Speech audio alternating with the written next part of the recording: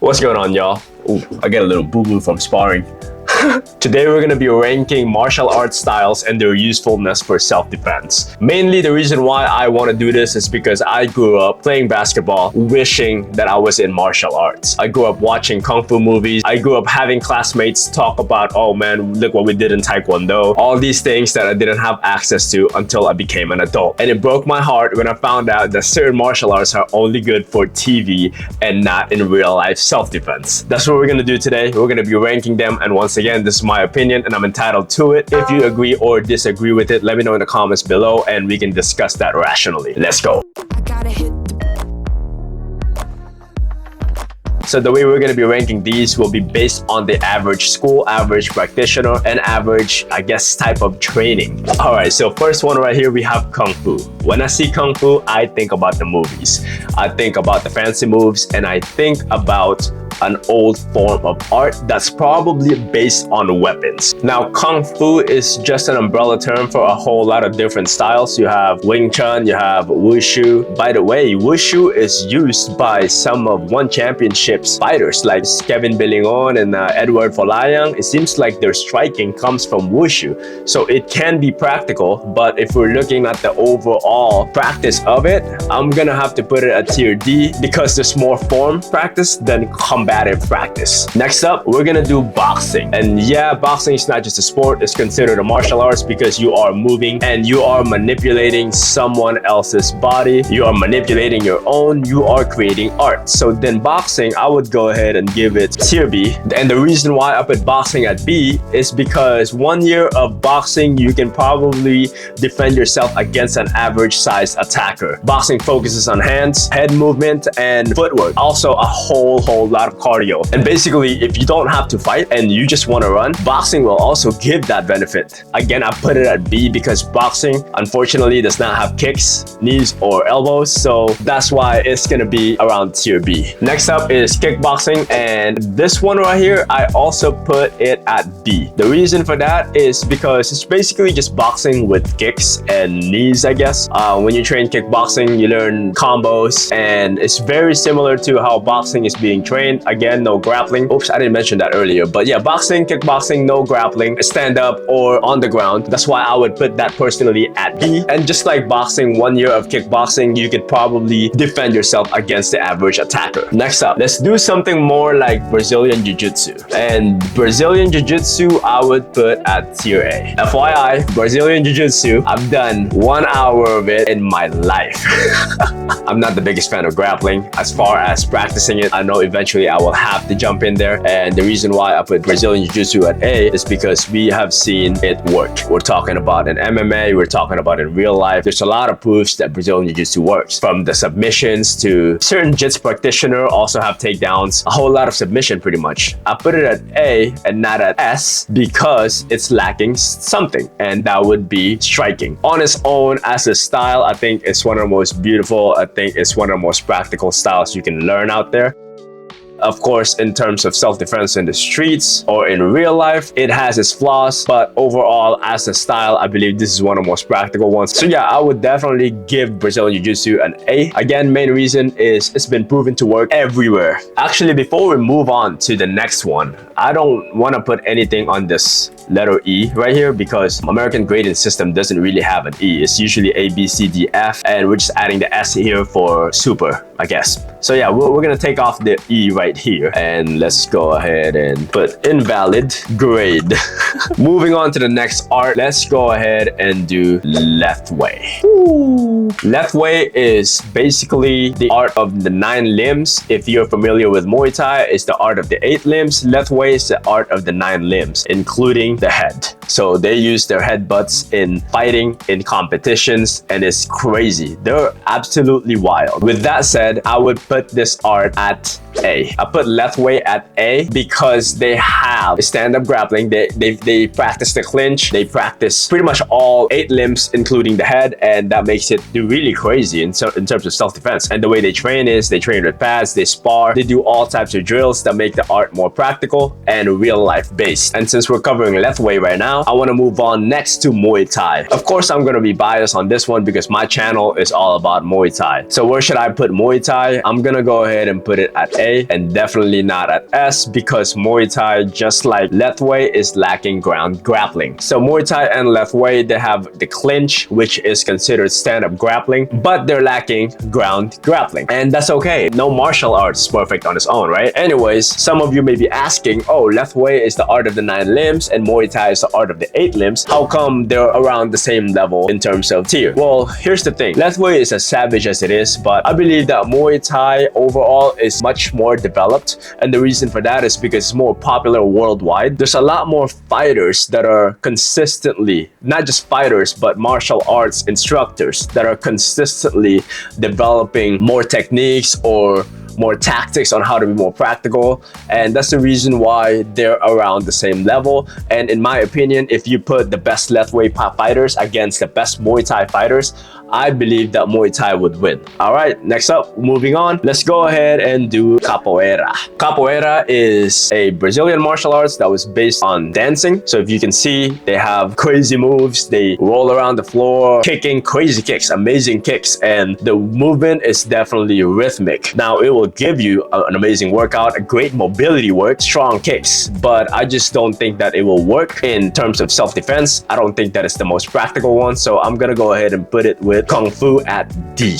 Again, this is based on opinion and this is based on experience. This is based on what I've seen on Google, on YouTube, and everywhere else. Actually, now that I put Capoeira at D, I would like to move Kung Fu and put it at C. The reason why I'm doing that is now I'm realizing that Kung Fu actually has some aspects to it that can be practical in the real world. And also, I'm a little biased when it comes to Kung Fu now because of the Wushu practitioners that are at one championship. And these guys are Filipinos as well. It's crazy to see that, yeah, there's some bad schools or like watered down schools, but also you have these fighters that have Kung Fu as their foundation. So I'm gonna go ahead and move Kung Fu to letter C. Next up, we have Judo. Crazy takedowns. I've never done Judo before and I don't think I ever will because I would not want to get slammed on the ground.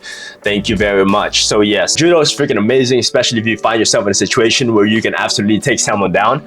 Oh man, self-defense wise, it's over. One throw to the ground, it's GG. You have defended yourself successfully. It's done. So Judo, just like boxing and kickboxing, I'll put that at letter B because Judo doesn't really have any striking with it. So yeah, I'll have to go with the B. And we've also seen some fighters that have a Judo background. I believe Ronda Rousey is one of them. Crazy armbar technique, crazy takedown. So yeah, Judo at B. Next up, let's do this. Karate or Jeet Kune Do? Let's go with karate. Karate is tricky because if you look at the average karate school in the United States, it's watered down. Like they now have a belt system and you would see some 10-year-old with a black belt. That sucks because we have the likes of Steven Wonderboy. There are now fight organizations like the Karate Combat and these guys are karate based. So you can't tell me that that's not practical. But if we're looking at the average here, I think karate would have to go with Kung Fu with the letter C. And again, same thing, right? You have the school that just teach forms and not combative tactics, but you also have fighters that use these same things in competition. And of course, with that, it can also be applied in real life. So that's why I put karate at C. I do want it to be higher because there's so many like good, solid fighters at Karate Combat, and we've seen the Wonder Boy. Wonder Boy is amazing. I do see karate making a comeback though in the future. Next up, we have, let's go ahead and do Eskrima, aka Kali, aka Arnis. This is a weapon-based martial art and I did this martial art for 2 years. I will put this one at letter D. I know. Since this is a weapon-based art, of course, if you have a weapon on you, you win the fight easily. You can defend yourself with the weapon that you have. Knife, stick. Now, when it comes to empty hands, it's very hard to say that this works. And the reason why I say that is because of the way it's being trained. There's not enough stimulation, like actual real fight stimulation when it comes to empty hands. So that's why I would put that at D. Also, Arnis is a sport played in Southeast Asia where they score points pretty much just beating each other with a stick. I mean, of course, like I said, if you have a weapon, you're absolutely gonna win and defend yourself. But empty hands, I just don't see it as being practical in the real world. And this breaks my heart because this is my motherland's martial art. Before we move on to the next one, there is a Filipino kickboxing curriculum which is called Yaoyan, and that's based on Eskrima. That's a little bit more practical because it's kickboxing, and the way they train is the way pretty much Muay Thai and kickboxing trains. So that's practical. Anyways, moving on to the next one, we have Krav Maga. Woo! This art right here is basically straight up just self-defense. They focus on like groin kicks, they train eye pokes, they train pretty much everything that can just obliterate your opponents as early as you can. Don't give him a chance, right? However, something about the training where I just believe that in order for a martial art to work, you have to spar, you have to stimulate danger. And I just don't think that most Krav Maga school does enough of that in order for it to work. I understand the concept and the mentality of it to just end them as soon as you can. But again, you have to stimulate that in a way of sparring. So for Krav Maga, I would put it at C along with karate and kung fu. Next up, let's do this. Jeet Kune Do, Bruce Lee's martial arts slash philosophy. Jeet Kune Do is probably one of the first philosophies where we kind of saw MMA, because Bruce Lee believed in taking out the bad and just keeping the good. But again, just because the mentality is right there does not mean that the action matches it. From what I've seen online, Jeet Kune Do also lacks contact sparring in which they can practically apply and stimulate a real life situation. Because of that, I would definitely put Jeet Kune Do at letter C. So please, Bruce Lee fans, do not get mad at me.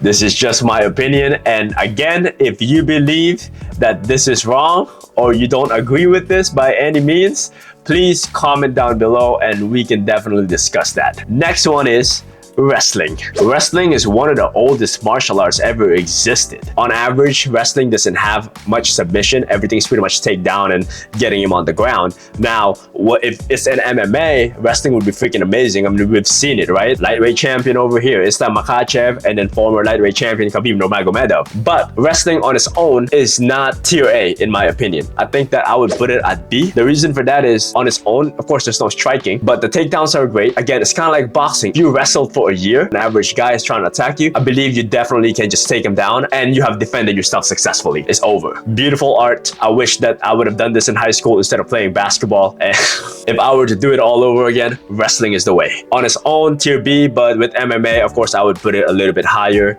maybe A. Next up, we have Taekwondo. Lord have mercy. If I'm not mistaken, I don't know how true this is, correct me if I'm wrong. Wasn't this art invented so you can kick people off of horses? So that's how it started. But now, currently, Taekwondo is like watered down. Average school is all about moolah. Nowadays, when you see Taekwondo school, you see like 10-year-old black belts. Again, just like karate, like 8-year-old black belts that shouldn't have a black belt.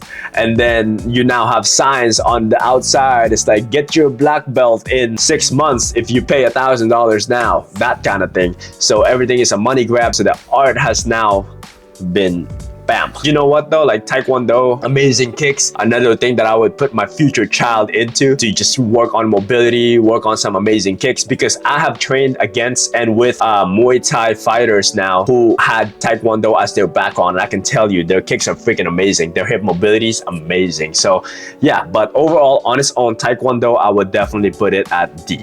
Tier D, absolutely. Even the competitions now is like touch, done, touch, done. So there's no longer contact, there's not a lot of stimulation now when it comes to a real life scenario. It's just point and hitting wood, hitting bricks, whatever. So no more. Next up, I'm gonna go and do Silat. This right here is an Indonesian martial arts. Again, another weapon-based one. With Silat, at first I was gonna do it at D along with Eskrima, but then I went on YouTube and I saw that they have actual competitions of it, where it's almost like an MMA fight, just like Kung Fu, Karate.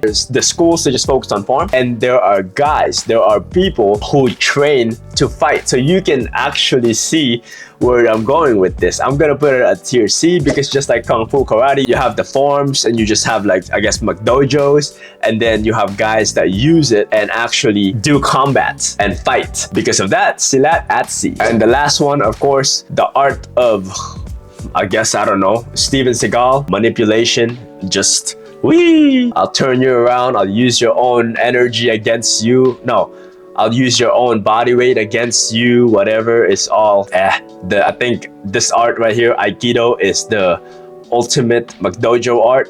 And with that said, that will be going to, you know where that's gonna go.